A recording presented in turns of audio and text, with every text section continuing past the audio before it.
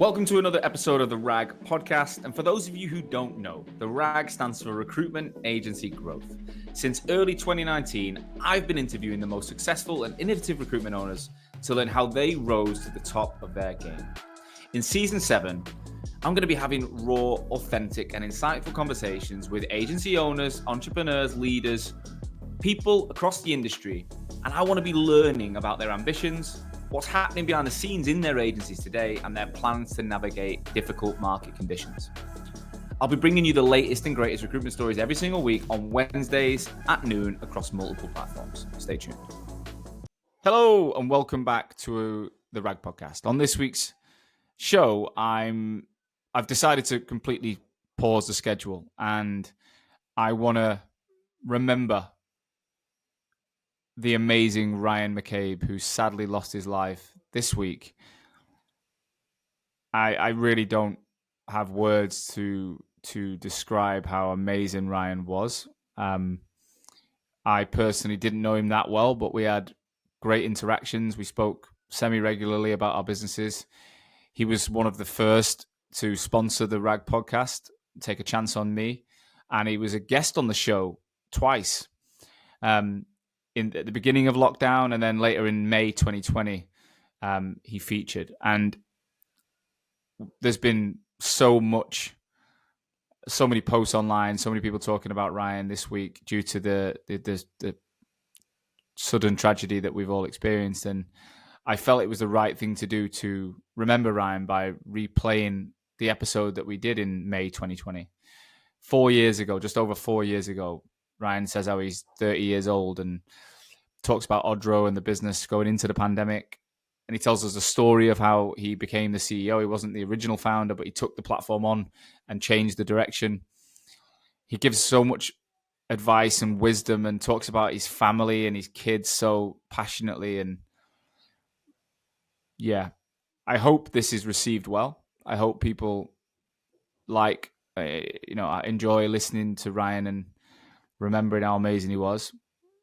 I wish the best. I'm sending love to his wife, Rasheen, and his kids, and to all of the people who worked closely with him and friends, tight friends, and all the Odro family. From me and Hoxo, I don't really know what to say other than we're sending you love, and we can't even imagine what you're going through. But this week, as I said, I didn't feel it was the right thing to do to release a standard episode. I wanted to reshare an old episode. Let's remember the amazing Ryan McCabe. Ryan, welcome to the RAG podcast. Thanks very much. Nice to be here. Good to have you on the full RAG. We had you recently on the RAG report. We're talking all about COVID-19, but this is where the original podcast started. So it's good to have you on. It was only the diet rag I was on. Basically, you look like you've been on the diet rag with your skin tone and your shaven face and your lean look. I know. My wife hates it, man. She hates a beard. Like, if it was me, I'd have a big, I can grow a good beard as well. I'm one of those lucky guys that can get a right good beard in. But yeah. Roisin hates it. I was quite getting beard envy when I saw you the other week. I was like, fucking hell, that's a beard, man. Mine's all right. Doing all right beard, man. That's nothing wrong with that. Bit patchy around here. It's gone very grey as well. If you see it, it's really.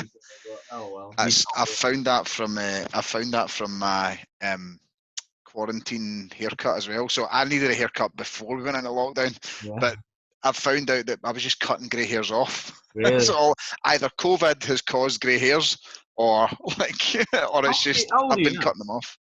I'm 30. 30. So you're younger than me. I'm 33. I was 18 when I started going. So I was.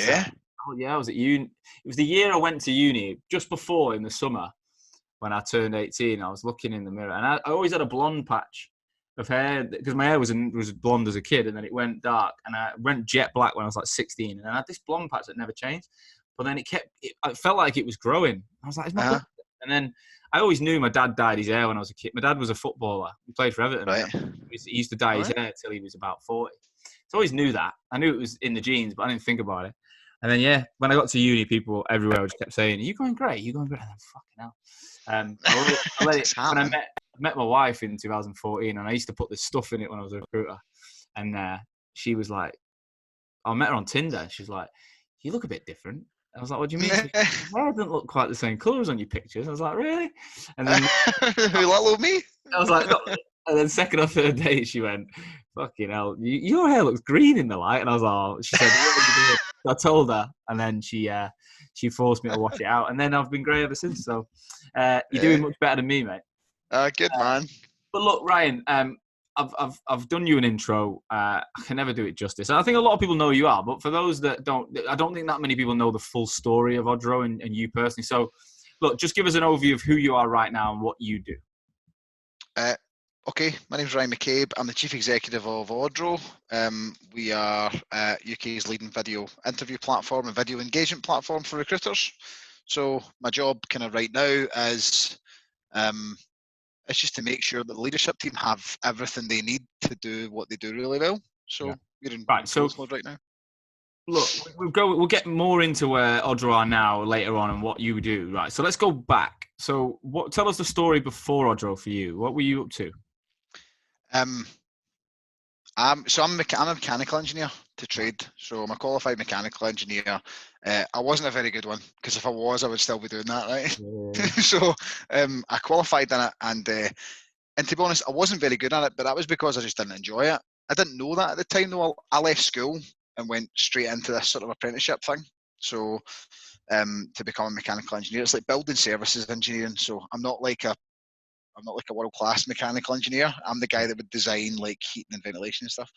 And my boss at the time, who I learned a lot from, my boss at the time, just one day just said to me, like, "You're just really not enjoying this, are you?" I said, no, not really. And he said, I'm sure I'm going to paraphrase, but he said, the reason you've lasted this long is because you can talk your way out of any situation. You would have found out a lot sooner if you couldn't, if you didn't have any chat. So he told me to go into sales. He said, look, if I were you, I would go into kind of engineering sales, something else. So it was quite scary, because that was all I'd ever known. Right, I was 21 at the time. So I had left school at 15. Actually, I left school, sat my exams a little bit early. I left school at 15, went straight in there. So I didn't know anything else. I was lucky that I was don't tell many people this, I was a DJ for a long time. Yeah. I did all right at the old DJing, so I actually made Ryan more money. McCabe. That sounds like a DJ name. What type of music did you do? Just commercial stuff. So the stuff that was usually in the charts and like cool remixes of that stuff. I was never too good at the old underground, really cool stuff. It was just the kind of the stuff that got people into nightclubs, basically, was what I played. So, All right. but So that was it. you left mechanical engineering, you got a job in sales, and you were doing DJing. Yeah, pretty much. So I had a bit of a job. I kind of tried a couple of things for a month or two. So like I did freight sales for like a month, maybe 6 weeks. I can't really remember, to be quite honest. And that didn't teach me much about it, but it got me. A recruiter phoned me about a job selling 3D printers. So, and no one knew what they were. This was like 2014, maybe. Wow. I can't. No, more than that. 2011. So no one knew what they were. I've phoned people saying, "Do you want a 3D printer?" And they said, "No, my printer prints 3D pictures. I'm okay, thanks." So it was a very difficult sell. So I didn't do very well at that. And to be quite honest, at the end of that, I did it for 3 months, I think, maybe 4 months. But it got to the point where I'd worked so hard speaking to all of these. It was like mechanical engineering workshops, and they all said, "I'd love to buy one, but they're 300 grand and I'm going to use it once a month. So yes, I could use it, but I'm not paying 300 grand. So I had like 200 of these. So I said, well, wouldn't it be good if I could buy one and then let them use it and sort of rent it to them and sell them parts? So it's called a bureau in that industry. Anyway, I was in like my last meeting, before I was getting the sack. I didn't know this at the time, but the last meeting before I got the sack, I was meeting these two guys, and they said, they were actually going to sign, and they were going to buy one. I was like, that's great. And I was literally getting everything lined up to get my first sale just before I got the bullet. And I said, so how often are you going to use it? And they said, oh, we don't know. We're just going to buy this and then rent it out to people and sell it to all these people. And I totally balls out just said, I'm going to do the exact same thing. Yeah. So do you want to work with me, or do you want to compete against me? But I know the market. I've been doing this for 6 months or however long it was. Yeah. And so we just agreed there and then to go into business. And to be quite honest, that was when I was 21. And yeah, since then I've I've worked for myself since then. I've never had a job since So I was you then launched a company selling or renting out 3D printer equipment. Yeah, so I let them use mine. So they would send me a part, I would print it and sell them the part. Right. So then how long did that Um, go on for? about 2 years. So it was called concept manufacturing. So basically, I did that, and then I found out like people needed other things, like they needed CNC machining and they needed all this stuff. So I started like speaking to as many different suppliers as I could, and kind of became like a one-stop shop. And just because I'd so much activity, speaking to so many people, that became my buying power. Yeah. So my discounts would become a margin. So that was okay, but it wasn't a well-run business. I didn't know how to run a business. I spent the money as soon as it came in. I was 21, right? And it was just the way I was. So I learned a lot the hard way doing that way. And basically at one point, I'd made a lot of money at one point, and I went to the Scottish version of Princess Trust, Scottish Enterprise. Yeah. And I went to Scottish Enterprise and I said, look, I thought I swaggered in, thinking I was absolutely excellent. Saying, I'm 22, I've just made all this money. You send any 22-year-old to come and see me. It's so embarrassing. You send any 22-year-old to come and see me and I'll help them. Like I'm thinking I'm some form of Alan Sugar or something. Anyway, randomly, they sent me a guy who was in recruitment. And he said he wanted to leave to be a recruiter and work for himself, but he couldn't afford to go without salary. And he said, if you pay me my salary for 3 months, we'll go 50-50 in a business. I also had an office as well as part of this thing you could sit in. And I just said, okay. And I didn't know what recruitment was. I knew nothing about it, but that was my first taste of recruitment. So Then you started working with that guy? Yeah, started a recruitment agency. We got up to 12 people in there. Took us a couple of years, but we got to 12 people before we fell out. So what were you recruiting? Funnily enough, mechanical engineers. Right. So you literally lived and breathed the market for 6 years, 5-6 years or whatever. Yeah, so well, that was I knew what engineers wanted. I knew what good looked like. I knew what I could talk the talk. All the stuff that, I mean, recruiters know this. Everybody tries to hire the kind of poacher term gamekeeper now. Yeah. So yeah, that was me, and then for a couple of years, and in recruitment, and that was when I ran my first agency. So it's strange because I knew nothing about recruitment, which I thought would have been a bad thing. Actually, it turned out to be a really good thing because I didn't pick up a lot of bad habits. I needed to know why everything needed to be done. I didn't make sure everyone did 25 calls a day because that's what happened in my training. I made it up, and my numbers had to be backed up by fact and logic. So it worked out really well for me. Fair play. So how did Odro come about? Because one minute you're running a recruitment agency, then you've got a video interview platform. I know. My story's like a patchwork quilt, isn't it? Right, well, we ran that for 2 years, and we were doing really well, but the guy I was working with at the time was just quite comfortable. He was coming in at 10, leaving at 3. I mean, I actually phoned him one day on a Tuesday morning because he wasn't in the office. I said, where are you? He said, I'm in Dubai. I'm on holiday for a week. So there was like 12 of us in the office, man, like you could tell me. So it was kind of getting to that point. And I tried to kind of basically break free and take some guys with me and all that. It just got really messy. So it was messy at this point. And then I was introduced. There was 3 different people that I knew, Thomas, Lynn and Alan, who I knew from different circles. And just by sheer chance, one week they all said, you need to speak to this guy called Bill. Bill's built they called it a video CRM type thing. And you should go and speak to him because he needs someone like you. And by the sounds of it, to be quite honest, you need someone like him. So we met up at a networking event at a bank and just got chatting and agreed that the next day I would meet him back at the bank so he could show me the system that he'd built. And he showed me it, and I remember, and I still remember now, when he showed me the whole thing, I thought that a lot of the stuff round about it was useless. It wasn't useless, but I couldn't see a use for it. But there was this bit in the video, and he said, and you just click here and you're online. And at this point, 2015, this was, like, there was Skype, you had to download something, PIN codes, passcodes, Zoom wasn't even a thing yet, like all this sort of stuff. And I'm like, you just click that and that's in. He's like, yeah, that's it. That's all you need to do. And then you press this button to record. And I'm like, whoa, you can record on this as well. The first thing I thought was, I'll just record my interviews, send them to this is genuine. Like, this isn't a sales line just because this is what we say now. Like, genuinely, this was my thought. I was like, that's it. That's what makes me stand out. That'll help me win jobs because I'll tell them I'll record all the interviews for them so they can trust me. Yeah. Anyway, the more I started, What was the platform for though? Because it wasn't that guy was not a recruiter, was he? no, it was for legal. It was the legal sector. So Odro, there's a big revelation. Odro stands for Online Dispute Resolution Organisation. Yeah, no, it sounds It's unbelievable. nothing like it at all. But No. that's what it stands for. So it was there to resolve disputes online, like a contractual dispute where you don't want to be in the same room as the other person, or a divorce. It would be over video, and that's played into our hands a lot because it was built to be secure for the legal sector. It's HIPAA compliant. It was built for the medical sector. And we did a 6-figure contract for the NHS in the early days. So we built all of these security features, and it just so happened that we then moved into recruitment with a super secure So platform. when you, sorry, I'm just trying to piece it all together. So you go to that meeting, you've got this online dispute platform. You're thinking, does he know you're thinking about taking it to recruitment at that point, or does he get it, or do you No, just? so Bill, I mean, to be fair, I didn't really know that I was going to get involved at that point. But Bill always reminds me of this point where when I was talking to him, Bill thought I was just going to buy it off him, like buy a license. That was kind of where their heads were at. And instead of saying, I'll buy this, I said to him, I could sell this. And it was the first time where he went, well, that's not why we're here. That's not a thing. What are you doing? Yeah.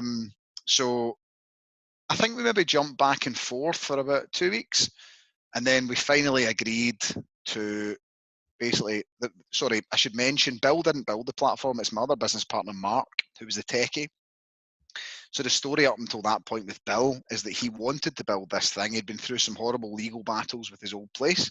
He wanted to build this legal system online to help you resolve disputes. So he Googled software developer in the UK, found this guy on Google to build this system, and that guy is Mark, who's a business partner today. Found him on Google and subcontracted him to build the system. So when I met Bill, the agreement was we'll go down and see Mark because I think we could all work together. So Mark lived in Norwich at the time but worked in Cambridge. So right. Bill and I flew to Cambridge and met Mark and Acosta and just sort of got to know each other a little bit, to be honest, and spoke about how I think we could commercialise the business. There was no revenue of the business at this point. I think it was $3,000 in the bank and we had 100 quid MRR. So it was like, it wasn't a business at that point. And then we all just took a punt. I put credit cards in, Mark put cash in, Bill put cash in, and we just said, let's go and give it a go with the three of us. Was it already called Odro then at that point? Yeah, Odro Limited, yeah. So it'd been going since 2012 and I got involved in 2015, and that's kind of where we said, right, what we doing? And if I'm being really honest, like I didn't go in and say that is a video interview business, that's what we're going to do. It was we actually thought for the first 6 months we were going to be a Skype killer. That's what we're going to do. Like, we could kill Skype. This is amazing. And then you realize when you get, you start to look into things, you're like, yeah, you can't do that without a good couple of mil behind you, right? So, yeah. So how did it all evolve that you then started to tailor it to recruitment, and how did you get it out to market? I picked up the phone. So to be honest, at the start, we sold it to anyone who would buy it. Right, so that's just what you do, or it's kind of panic stations, if you like. It's a case of, okay, I've just put every penny I have, I'm up to my balls in debt, we need to get some money in.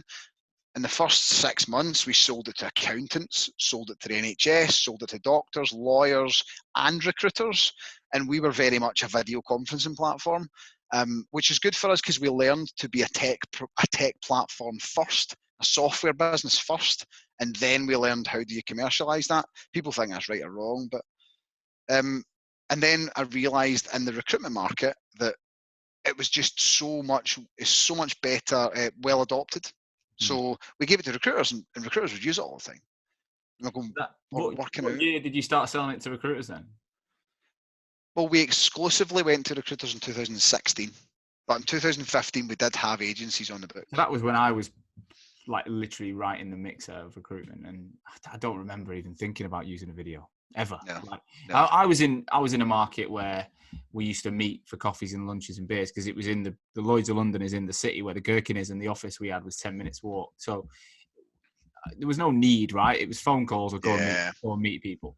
But I couldn't have even it never came into my head once. I never heard about it, never thought about it. And even when we started Hoxoing, early 2017. It wasn't something, again, I thought about, was on the radar even then. So it kind of, and then it just seemed to explode over the last couple of years. But so early days, what was the conversation like with recruitment businesses back then? What was, because I imagine it's evolved a lot.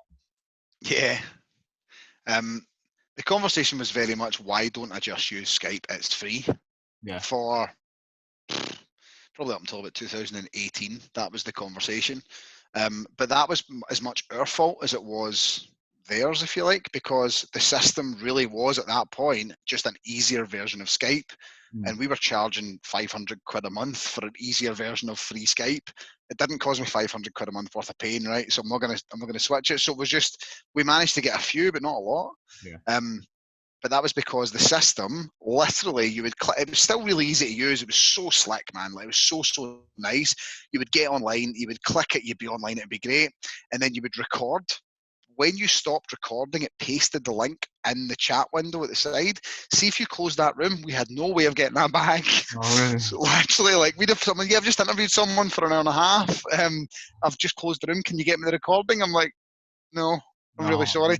So it was hot. It was, oh, it was so bad.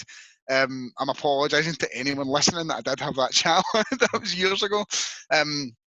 So even down to things like, we didn't store recordings for you. So we started basics, storing recordings. Then we added screen share.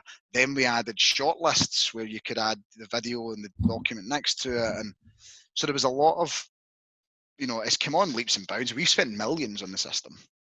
So talk me through the first year then of you. What was it like? Where did you space yourself, and how did you three work as a dynamic? So Mark was still in Norwich, and he worked full time. So he did everything he did for Odro, he did on the train between Norwich and Cambridge. He literally built, I mean, we were 250 grand revenue from a system built on the train between his day job. It was ridiculous. And we still laugh at it today. Yeah. So we were doing 250k ARR, with the stuff he just built. And then it got to the point of, okay, this is starting to get serious now. Like, we should talk about you coming on full time, but we just couldn't afford it. So Mark amazingly managed to get a deal where he would work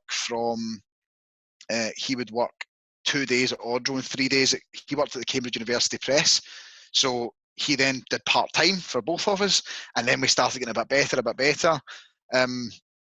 But while Mark was doing all that, kind of working on the train for the first year, I should mention, Bill's 66, right? And me being 30, that's not a dynamic many people would think. Like, if you look at the three of us that kind of founded the business, or not founded it actually, but just, you know what I mean, from scratch in 2015, Mark's an intellectual, academic, fantastic software developer, very, very, very intelligent man. Then you've got Bill, who is, Mark's 32 or something, I think. He's roughly the same age as me. Then you've got Bill, who's 66. He's a chartered banker. He's a chief executive of Solicitors Property Centre. It's all very, it's very highbrow. And then you've got me, who came in, sales guy, cheeky chappy, trying to close deals. It just, you put the three of us together, that doesn't work, right? Yeah. But somehow it just does. Like, it's amazing. I mean, it's strange to say that one of my best mates is 66, right? Do you know what I mean? It's weird. How were you getting leads early on? What were you doing to win business? Cold calling. Yeah. Point blank, cold calling. That was it. Cold calling, networking events. What was your intro like? What were you saying to people? How are you even keeping the conversation alive?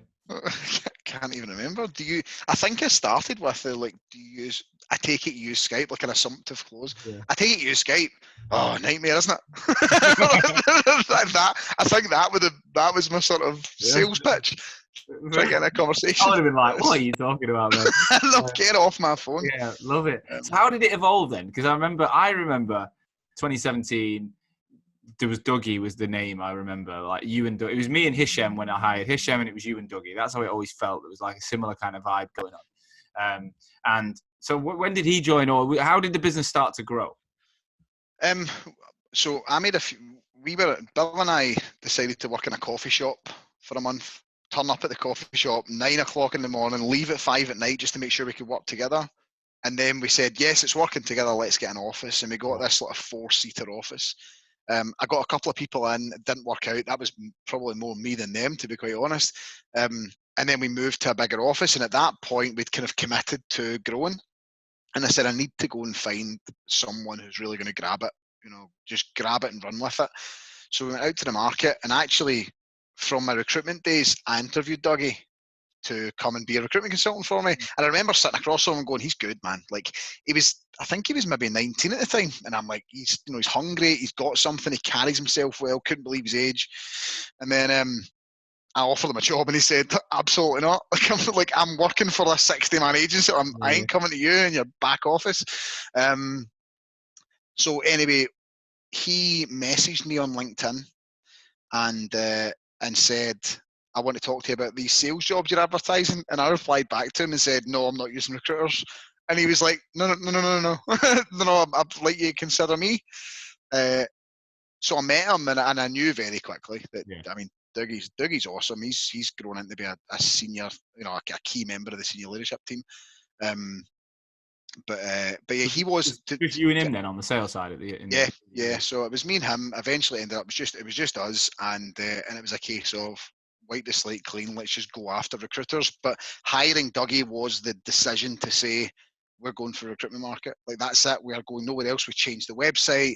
We actually let people out of contracts that were, accountants and things that want to work with us, so we could develop solo interviews and, shortlists and all that sort of stuff. But when did that happen? Can you remember? I think it was 2016, but Dougie's LinkedIn will tell me. I've got a computer here just now. Get it up. I'm going to tell you now. So when he started, but him starting was the catalyst for it. So he started in November 2016.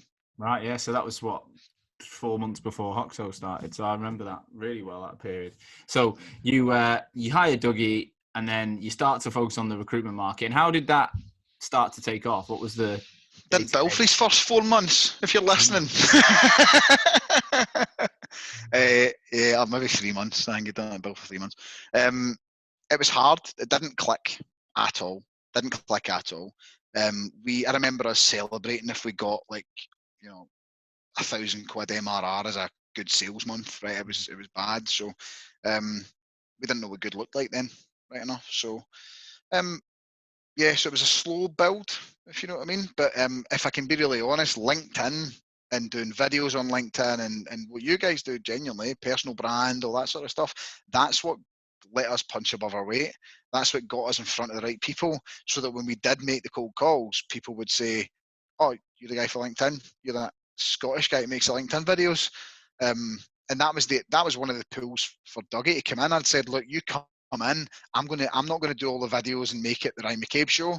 I want every individual in here to have their own personal brand, because I don't know how to build a brand. I'm not a marketer. I don't have a marketing department. But my thinking was, if someone doesn't like me, they won't buy from me. But at least there's a chance they could like you. Yeah. And that gives us a second bite at the cherry. And that was generally the whole thinking behind it. So, but it was about that time, wasn't it, when LinkedIn changed and people started doing it? I think it was late 2017, or when LinkedIn, they started letting you post video that wasn't YouTube links. And I remember doing one walking through Clapham, and it got 50,000 views. And I mean, to do that now, you can do it, but it's a lot. You literally had to say anything at the time, and you got a lot of views. So I think you and I both invested at a time where others were just watching. And it was definitely, I'm grateful myself that, we did that, and I did that at that time. And then it felt like, watching you guys, it's always felt like there's been this level of momentum.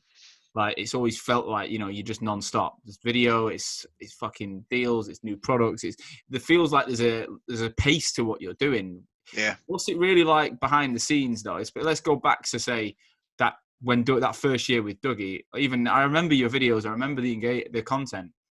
What was it really like in the office when it was just two of you trying to sell a video platform to a whole market?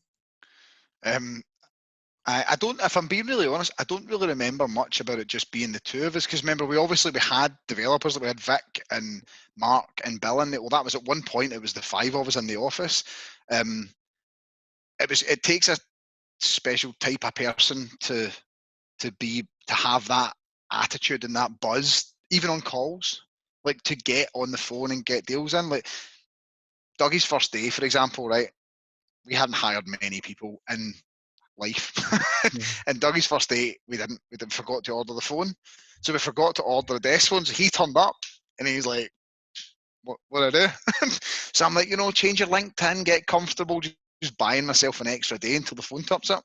He was there like an hour like this, just like constantly like tapping, like wondering what to do. And he just stood up, walked over, and he's like, can I just use my mobile? Yeah. Of course you can, man. Like, fire away, that's it. And literally he was walking about, just letting people know he'd moved, talking to recruiters that had tried to poach him before. Like, it was that. We still don't have phones at Hoxo. We never have. We just diverted to the mobile. Like, I was like, when I started, I was like, even in my recruitment job, though, I was very mobile guy. Like, I used to text and WhatsApp all my candidates and clients, even back in 2016. I wasn't my hours on the phone system would have been shit because I was on my mobile and I was always out. Yeah. So I was like, why do I need a desk phone? One, I haven't got an office. Two, my mobile is just as good. I found a e-receptionist number can divert to your mobile. It's still, you phone Hoxo switchboard now, it's going to hit mine or my business partner's mobile. It still does it. And we need to sort that out at some point, but not right now. But there was no real, listen, let's be honest, there was no real need for phones. It was just the thing that I knew what you had to do.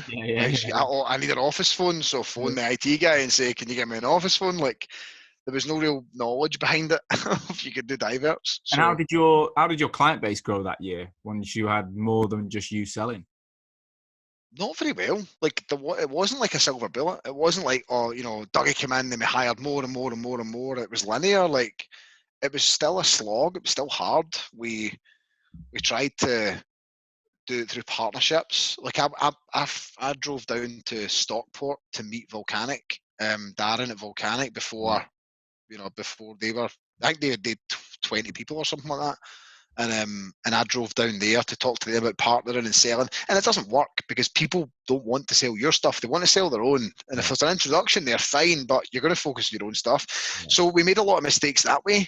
But we're just lucky that we didn't overspend our office. That office that Dougie started in was horrendous. Like, it was bigger, but it was actually a choir uniform cupboard when I viewed it. It was just rails, wall to walls of choir uniforms, and this little old lady just sitting sewing things onto choir uniforms. And I'm like, they were there for 28 years, and they and they just decided that they were going to retire, so they shut the business. So I came in and I'm saying to Bill, like, this is a startup office, and this is what we'll do. And there's a big window, and Bill's like, what the hell are you doing? We did similar. We moved into an office in East London in Bow next to the Olympic Stadium, the West Ham ground, and we thought it was the best thing ever. But then we didn't really check the fact that it was like nearly 20 minutes walk from a tube station, and it's east. So when you're trying to hire people, it's like if they're not in East London, they hated it. It was pretty big. It had 2 floors, and I think Dougie came in when he came and did an episode with Hisham in there, and it was upstairs. We built a studio, but it had no heating working. It had no flooring, so we had to get wooden floor put in. The toilets never worked, and there was no toilet roll for like 7 months. So we had to like buy it, and within an hour, all the other because there's loads of offices in there that used to take it. It was just like, it's your little home though, isn't it? No matter what, it's your little home. Well, we were talking about this the other day because I think Nick was the next kind of sales hire that we had, and both Dougie and I knew Nick from previous, and we were talking about it like it was a shithole, but it was our shithole. Do you know what I mean? It was like I would love to go back there. We moved into an office now which we thought was really, really nice at the time, and now we've got our sights set on nicer places, all that sort of stuff. But at the time, I was worried we were going to lose our sort of scrappiness, like the startup scrappiness, because we're moving into this relatively commercial office. That stick a pool table and a dog in it, and it just all of a sudden doesn't become a commercial office, so it's fine. But yeah, I do miss the place, even though it was above a brewery, and there was one exhaust pipe for the brewery, and that one exhaust pipe for the brewery was 3 feet below the only openable window in our office. Oh, wow. So if you opened the window, it just stank to high heavens of like hops. All right. Honestly, I'm not selling it to you. In central Glasgow, or whereabouts is it based? Yes, it's Glasgow Green. So it's like a 10-minute walk into like George Square in the centre of Glasgow. We're still in the building, by the way. So our bigger office is still in the same building. We love the place. It's got a brewery in the building with a pub. So the bar's great. It's also got a German restaurant in there. It's got a little takeout place that everyone loves. It's on a green where the Glasgow Green is like you can go a 4 mile run round it. So it's a great place and there's free parking. So when we were moving, we didn't want to move out of that building. We just wanted to keep growing in it. So when did you move into the bigger space? I remember it on video, but I can't remember when it was.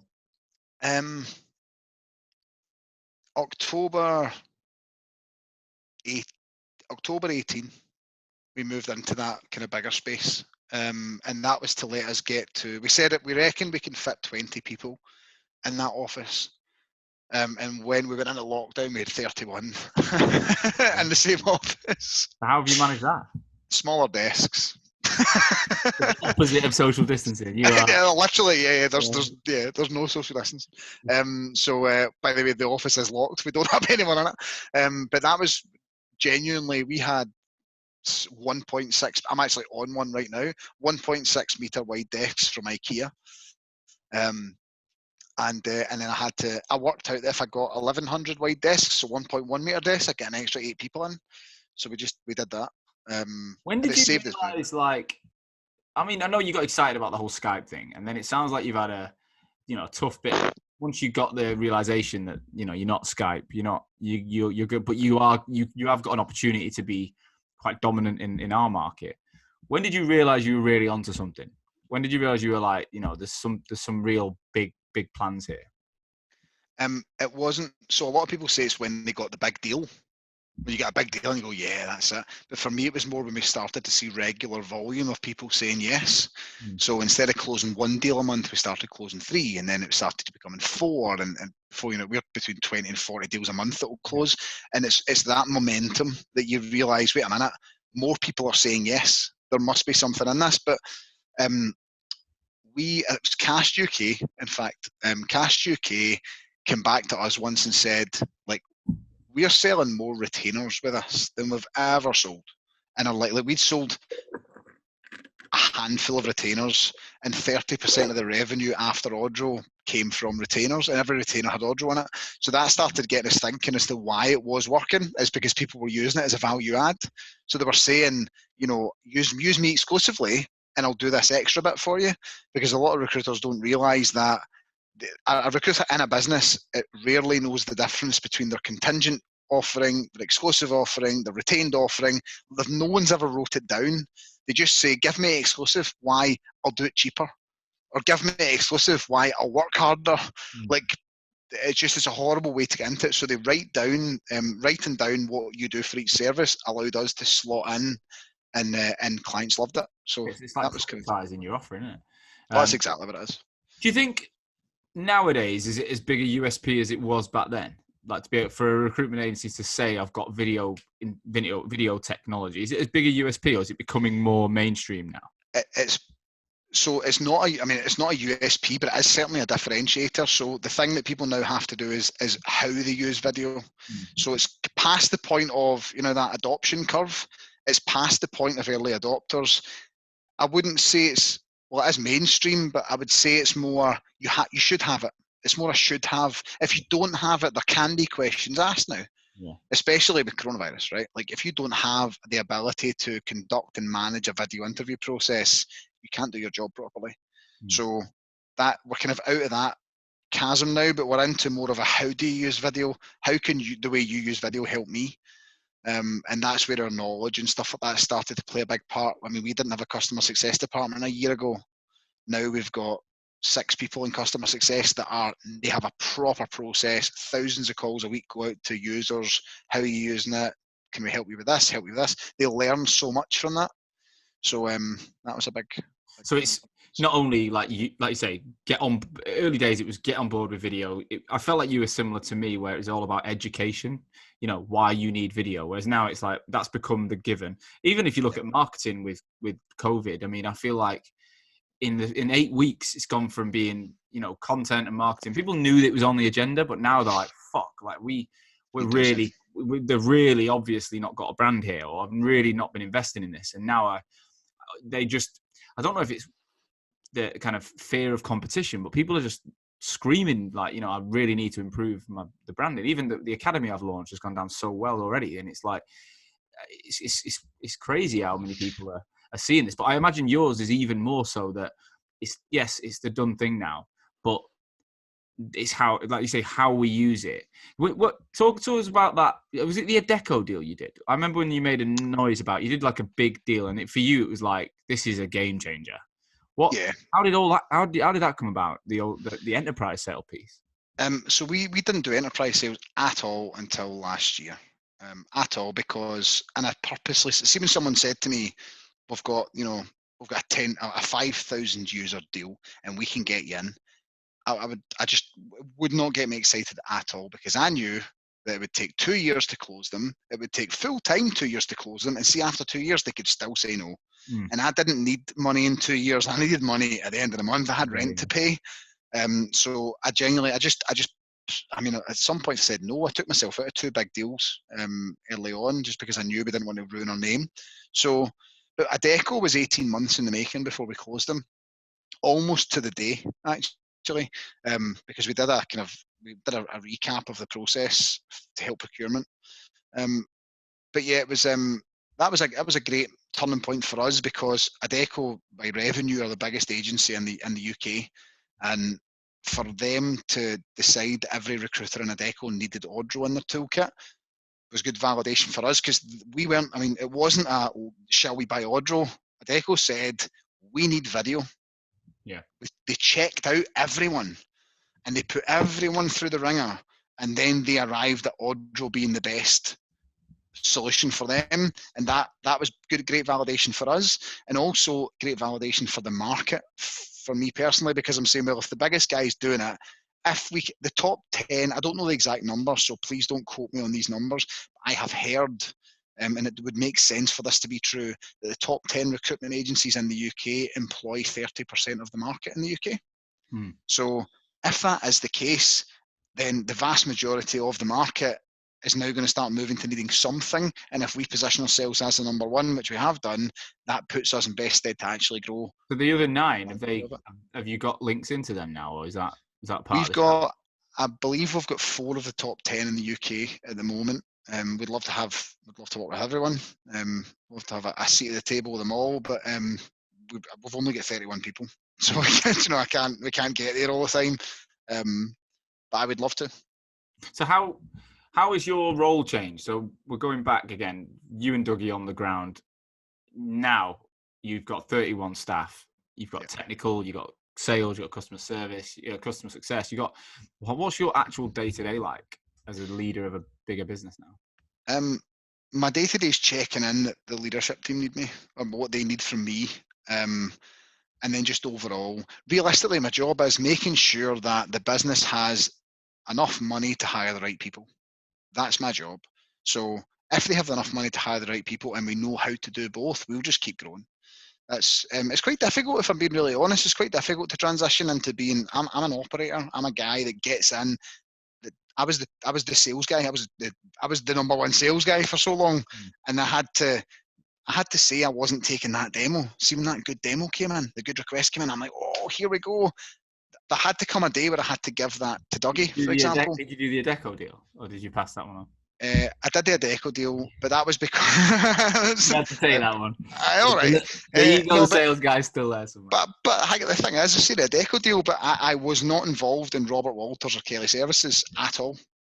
At all. So like Adecco, because it was 18 months in the making, I had it from the start. I had to work it through. But I think that there comes a point where you need to say, I can't be the guy. I need to let other people be the guy or girl. I need to let people, because you can't scale. A one-man business just doesn't scale. If everything has to go through you, at one point you're going to get full. So, and Dougie, he'll listen to this anyway, and he won't mind me saying, but there came a point where Dougie came in as just a recruiter, and he'll say himself a bang average recruiter. And I had to get him to not only learn how to sell tech, which I was also doing myself at the time, learn how to sell tech, but then learn how to conduct yourself at a level of chief execs and chief operating officers and all that sort of stuff. And then ask them for more than as much as you could possibly get. Do you know what I mean? At the time, until you're the pricing structure. Yeah. So it took a lot of training, and Dougie and Nick and all the sales guys now, to be quite honest, but it now comes a point where I've not done a demo, and I've done one demo, so that's not true. I've maybe done one demo this year. And I'm there, I get involved, and I'll help wherever I can. I'm not above demos. I actually miss doing demos a lot, but there has to come a point where the best people to do demos in the business can't be me. Yeah. I have to move on. What's the future then? So obviously we already talked about COVID-19 on the show a couple of weeks ago with you. So, but what do you see as the future of Odro? I believe that we've got a lot more work to do in terms of educating the market on what the best ways to use video are, because we've learned a lot and we use that knowledge and repurpose it for new clients.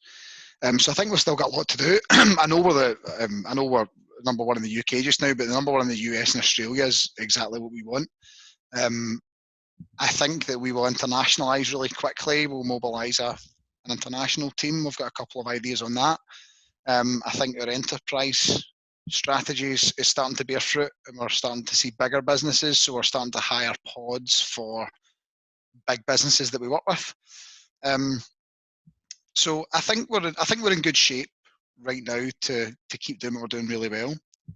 Customer success plays a big part in that, making sure we keep looking after the customers.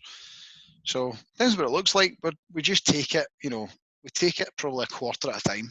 Have you got a long-term vision for yourself? Is it a big grand exit? Is it to stay on as chairman, or have you got anything in your head of what you want to do? No, to be honest. I think I used to. People used to. So when I was younger, I was the Dell boy at school, right? I was like, the best story I can tell is that at one point the bus company, the school buses, they changed their kind of boundaries, and there was like 100 kids that no longer got a free school bus. Mm-hmm. So I got my mum to buy me a laminator for 14 quid, and I basically printed out fake bus passes for these kids, and they were absolutely spot on, that you couldn't tell the difference. And I sold all these bus passes to the kids that no longer could get free school buses. So I used to do things like that all the time. And when I was 18, 19, people were buying flats and then renovating them and selling them on. I know people still do that now, but it was like there was so much money in it back then. And I used to say, I want to do that, but with businesses. I'd love to buy a business, turn it around, make it profitable and then sell it again. And I think that's still in the cards, but I think a lot of people are more capable than they think. So I'd love to spend more of my own time developing people. I'd love to spend more of my own time. Like a mentor / investor or whatever. Yeah, kind of, yeah. I think future for me would be the same. And you've got to do something of value that has the credibility to get into that position, right? That's it. I think there's a lot of fakes in that game. Yeah. There's a lot of people that say they're doing something. People that I've had mentors chat my door that have never started a business, never built a business, never exited a business, but they think they can tell me a lot more than I already know. Yeah. And it's just not for me. It's just not for me. But I think, I think what you guys do and what you've done personally is incredible. And it's an interesting one because, there's similarities between my journey and your journey. I think there's differences, but there's definitely similarities. And that's something, partly why I want to announce that today. Obviously today is the announcement that you guys are going to be sponsoring the show for the foreseeable. And I'm so excited about that because I think if you can look at the Hoxo and the Odro brands, they're so similar. The type of people we're working with, so similar. The attitude to getting out there and, done is better than perfect. I'm sure you guys have made mistakes and learned from it. We've made mistakes and learned from it. And so, I'm truly excited to have you guys as part of this show. I think that the big thing for us is that what you're doing really well is you're getting in front of the right people with the right message. Like you do something very similar to us in that you go to the market, you learn from what they do, and then you put that back out to the masses to let them understand how to do things a bit easier. And that's a very similar ethos to what we do, which is why we were genuinely and why we were so excited to get involved. So, well, look, it's super exciting, and I think I want listeners to reach out to you guys. I'm sure, look, majority. I think there'll be a lot that do know, and there'll be a lot that don't. There'll be a lot of the startup community because I've always. The vision for this show has always been for me to help nurture not only the guys that are already a business owner, but the next gen. Because if I look back at the time you were getting involved in launching Odro was the year that I was thinking about launching Hoxo. And there was fuck all out there, mate. There was nothing out there to learn from that was relevant to what I wanted to do. There was loads of YouTube videos and shit, but when it came to actually launching a recruitment company, other than speaking to your boss, which is that you can't do, there was nothing. And this show was the vision for me was that, you know, there could be so many people in agencies now going, can I do it? Can I be my own boss? Well, hopefully, if you listen to hundreds of episodes of people that have done it, then it'll give you the confidence to say, well, yeah, they're no different to me. And so they're the type of people that I imagine, you know, instead of going, well, I'm going to give it a year and see if I need video, they should be thinking, well, when I set up, one of the first things I get is video tech. I need to think, right, brand, I need a personal brand, I need a video technology part, I need the right CRM, I need the right website. There's like a, you know, there's a tech stack now. Fucking, if you don't have it, you're just on the back foot from the start. And then within that, you go and do the stuff that you do. So, look, I think if anyone wants to reach out to you or the team, I guess in speaking to you directly about demos now is not the right person. So who should they reach out to if they wanted to talk specifically about the software? Listen, you can reach out to me, Ryan at odro.co.uk, or reach out to Dougie. He's client services director, so the sales and success teams both report to Dougie. Yeah. So if you don't get me, you can get Dougie. Either or, you're going to get really well looked after. Yeah, wicked. Look, Ryan, it's been a pleasure, mate. I didn't know half the stuff you've told me about today, and I think a lot of people will enjoy the story. I'm sure there's future parts to it. So let's get through this pandemic and let's see how the next year or two goes, and we'll get you back on and find out how Odro develops even further. Sounds good, man. Thanks for having me on. Appreciate it. No worries. Look, guys, I hope you enjoyed another episode of the RAG podcast. And I hope that, like every week, I don't ask for any money for this show, but I ask you to share it. So if you've got other people that would benefit from hearing Ryan's story, how he's gone from being a mechanical engineer to a salesperson to a recruiter to a technology owner of a business. I mean, it's incredible how with the right attitude you can keep reinventing yourself. Share it with people that will benefit from these stories. If you're listening on iTunes as well, get on there, give us your ratings, give us your comments, because it helps us travel up the rankings. And in the meantime, I mean, look, I'll be back again next week with another RAG podcast, and I'll be back tomorrow with a RAG report. But in the meantime, you stay safe, stay positive. We will get through the whole crap that we're dealing with right now, and I'll see you soon.